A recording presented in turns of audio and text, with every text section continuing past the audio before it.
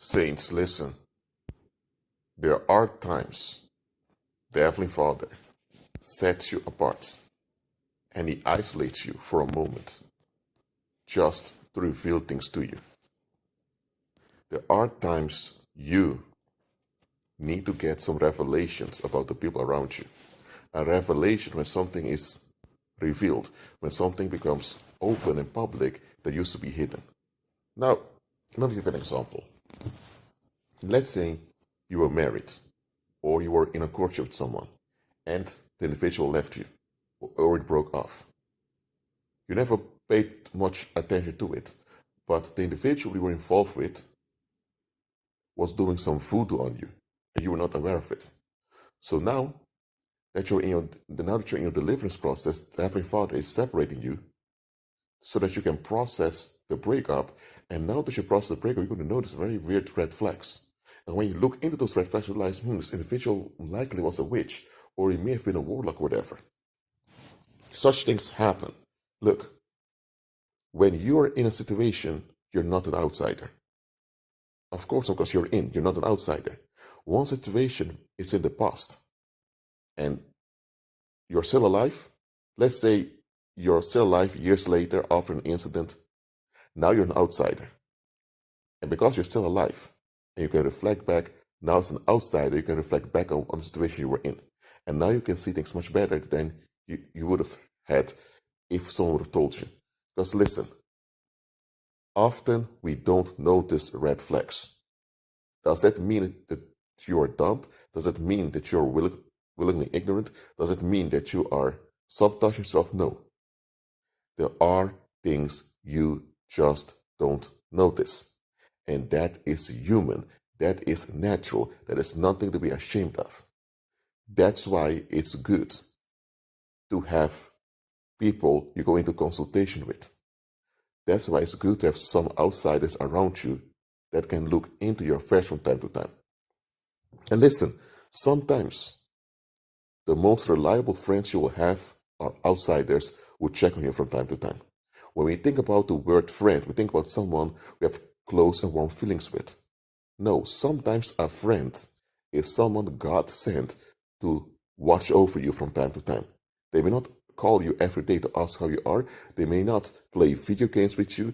They may not laugh at your jokes or any of that, but they do check on you from time to time, and when they see danger, they intervene. Such friends are God sent. So appreciate them when you recognize you have some of them around you. Now, listen. You don't notice all red flags. That's something you need to accept. Okay? That's why you have to go into prayer. That's why you have to go into fasting. And while you're processing things, you'll notice more things.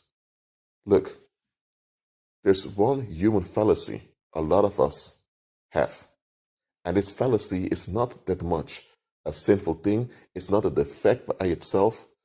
But we often think, that won't happen to me. When we hear of someone being robbed on the streets, we think, that won't happen to me. I look out. Or when we hear that someone has been scammed out of all of their savings, we think, that won't happen to me. We expect the best of ourselves. And I'm not saying that's a wrong thing. But too often, because we expect the best of ourselves, we have this optimism that blinds us from certain red flags. There's nothing wrong with optimism. Absolutely not. But sometimes your optimism can blind you from certain warning signals about someone or about the situation. Optimism is a good thing. It's good for your health. It motivates you. But that optimism must be kept in check. And for that optimism to be kept in check, you need some outsiders who will give you constructive criticism from time to time. For example, let's say you meet a guy and you think, this guy is so handsome, this guy is so funny, this guy he comes from a good family, his parents are believers, this and that, he's going to church also. So it is as if you received a package from heaven. And you're so optimistic that it's going to work out. Now, okay, it's good you're optimistic that it's going to work out, but hold on a minute. Is this individual really who he claims to be?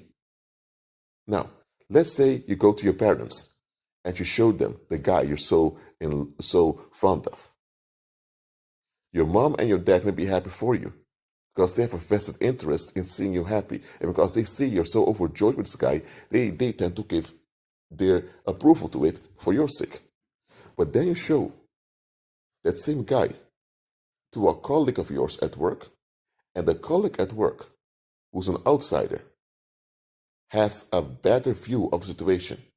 And when she looks at the guy, she gets some odd feeling, as if this guy is about to hit someone.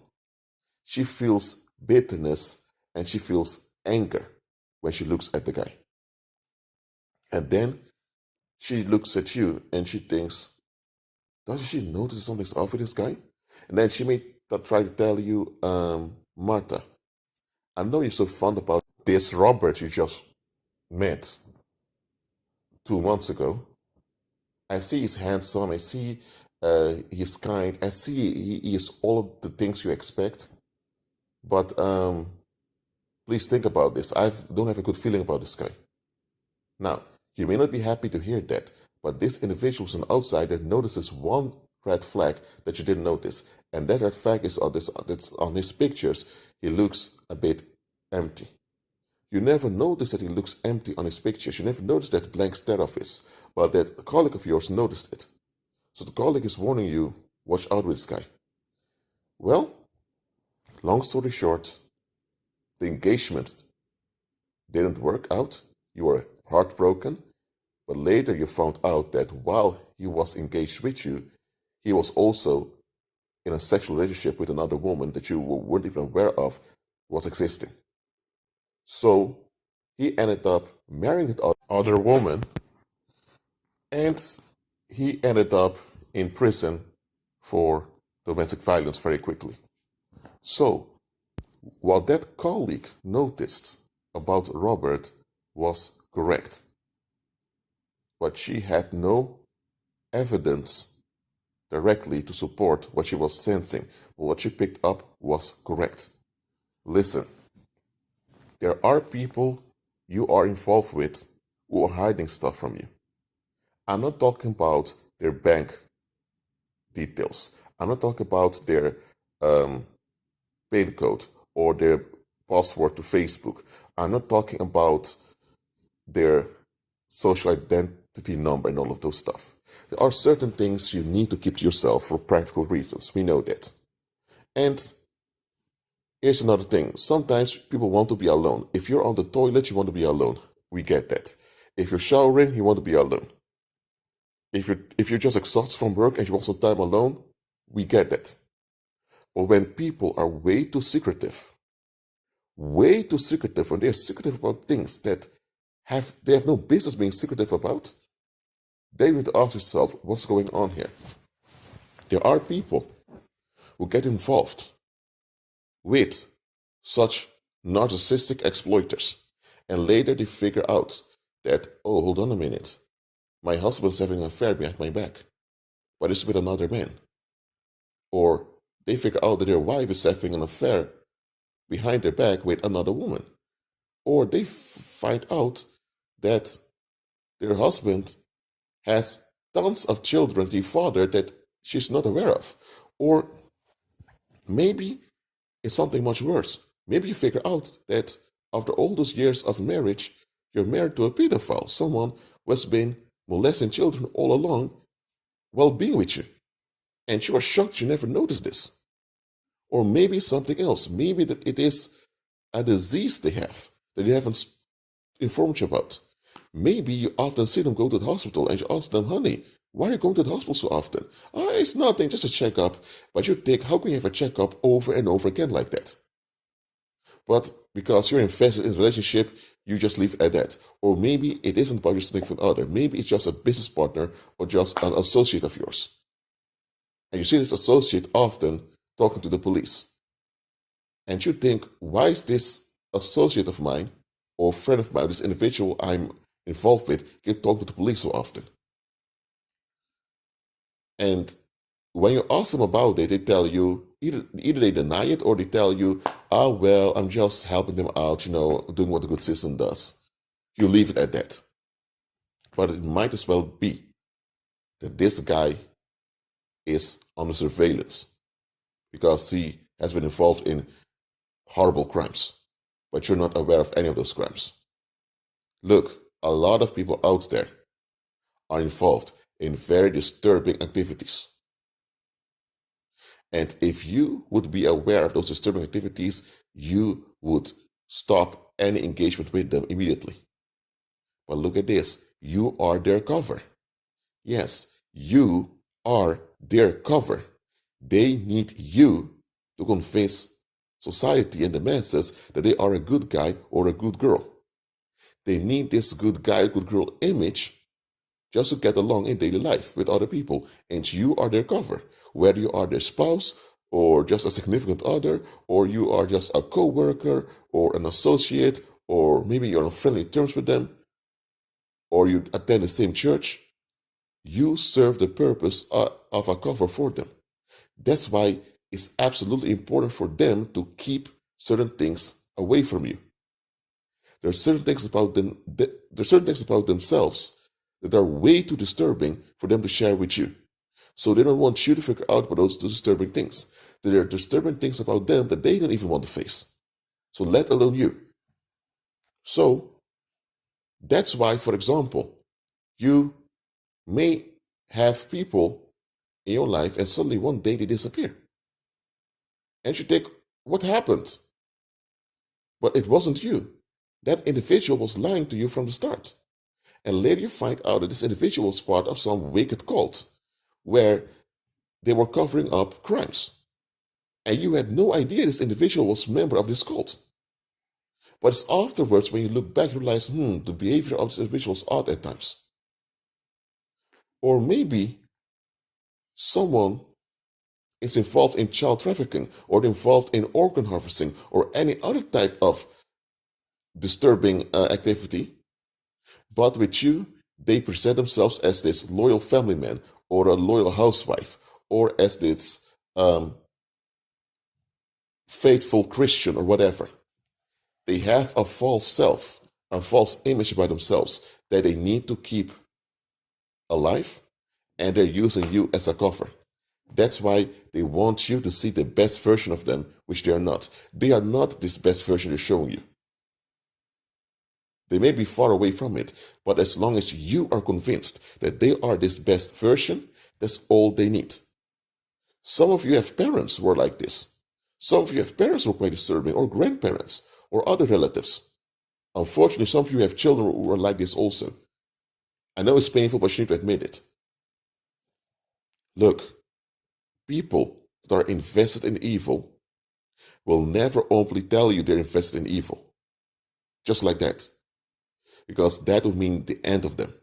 So they may give hints to you that they are involved in evil in the form of a joke. And because you think it's just a weird joke, you don't pay much attention to what they've said. But that weird joke they made was actually the truth they were telling you indirectly. Just to condition you to accept the horrible facts when they come out. That's what evildoers or those that are enabling evil often do. They tell you the truth in a form of a joke or in an indirect, backhanded way. So you think this can't be serious, so that when later you figure out the horror, they could always tell you, yeah, but I told you so. Then they use that to blackmail you in not holding them accountable, as if it's your fault that you didn't pick up what they were doing.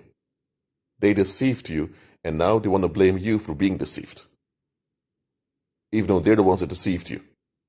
And such people, such narcissistic exploiters can be very convincing.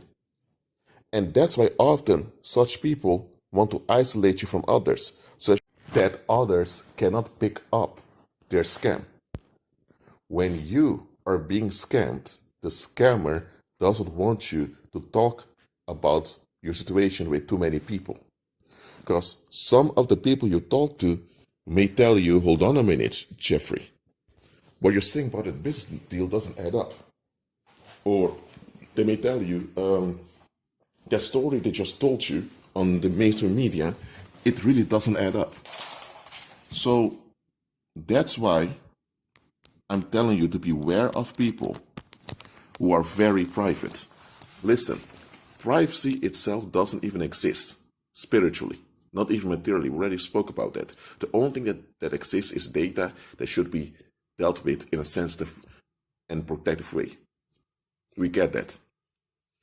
Anytime anyone identifies as a private individual, you should already be cautious, because there's something about them that they're fully aware of, that if you would figure out, you wouldn't want to be involved with them, and you would open your mouth and warn other people. So they want to maintain a respectable image just to get ahead with other people. So they want to control how other people view them, so they have an edge over other people. So they just want to control. That's why such people often have a small, what they call a small circle, only a few people they hang around with, because it's those few people that they have an edge over.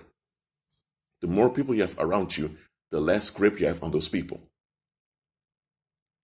And often people say, well, the reason I'm a private individual or a private person because I don't want any drama, I just want a few people who really care about me. Nonsense. It's bullshit. They just want to control others so that others don't figure them out, because once others figure them out, others will likely drop them, because they know that their exploitative attitude is not acceptable, because they wouldn't accept it from others. They know it's not right. They just don't want to face that part about themselves. So they end up looking for supply to make them feel good. Listen, some of you may figure out very late that some of your former friends or some of your colleagues were dying of some sickness or disease. And you were thinking, why didn't the individual just tell us he was struggling with a disease? Then we may have looked out for him, or we may have decided to help him out, look for a cure or whatever. Why did he do that? I'm telling you why. Because he wanted to get the praise for being a people's pleaser. Someone who never bothered other people. That's what society praises, people pleasers. And he wanted the praise of a people pleaser, even though it was working against him. He was so defective that he sacrificed his own health just to be accepted as a people pleaser. Yes, you have such folks. So listen, when people withhold practical information from you, okay, that's obvious that they do that. For example, if they had an argument with their 10-year-old son, they will not tell you what the argument was about because they think, oh, it doesn't really matter. But if they have a 10-year-old son and the 10-year-old son doesn't want to talk to them anymore, now they have some explanation to do. That's not just a tiny argument about something. Look, stop this bullshit of saying, well, it's their life, their privacy, it's their business, it's not my concern. No. Anything that happens in a community is a community's concern. Why do you think that when a homicide has been committed and there's a court case, the court case is public, everyone can walk in often? Or why do they publish the verdict of the court case? Why? Because the community was harmed, so the community deserves to know what happened. So, I'm just telling you that some people will go very far to convince you that they are respectable, honorable, decent people. Why? Because it's this validation from you that keeps them motivated to go in. Some people even cause fights with you. Some people even cut you off, block you on social media. And you think that you did something wrong. And other people may say, well, they may have their reasons. Here's the little reason they did it. They want you to think you did something wrong so that you remain focused on you. Because likely you've picked up something about them that they didn't want you to pick up about them. And that's why they caused a fight with you, blamed you, and got rid of you so that you wouldn't figure out what was really going on with them. Maybe they were having an affair, or maybe they were exploiting you, or maybe they were lying to you all the time. There was something about them that you picked up upon and they became frightened. That's why they got rid of you as soon as possible. And some of those people are even so dangerous that when you see through their false self, they'll even try to take your life, to kill you, so you wouldn't be able to survive, to warn others about them. There are people who lost their lives just like that. They picked up something about a disturbing individual, and the disturbing individual decided to take all actions necessary to preserve their false identity. So always pay close attention to how people behave around you. If people are too secretive or too withholding with information about them, that's a red flag. There are basic things that people don't have to hide. For example, if they don't feel well on a day because there's something that happened at home, they may not tell you what happened at home. Maybe it's too sensitive for them to talk to you about it, but they can say, I don't really feel that well today, man, please. Okay, they at least can do that. But if they're even hiding that they're not having a good day, they're either hiding it by just acting out their anger on someone else, by blaming someone else for how they feel, or they just hide it all together with fake smiles. If that's the case, there's something quite disturbing about that individual.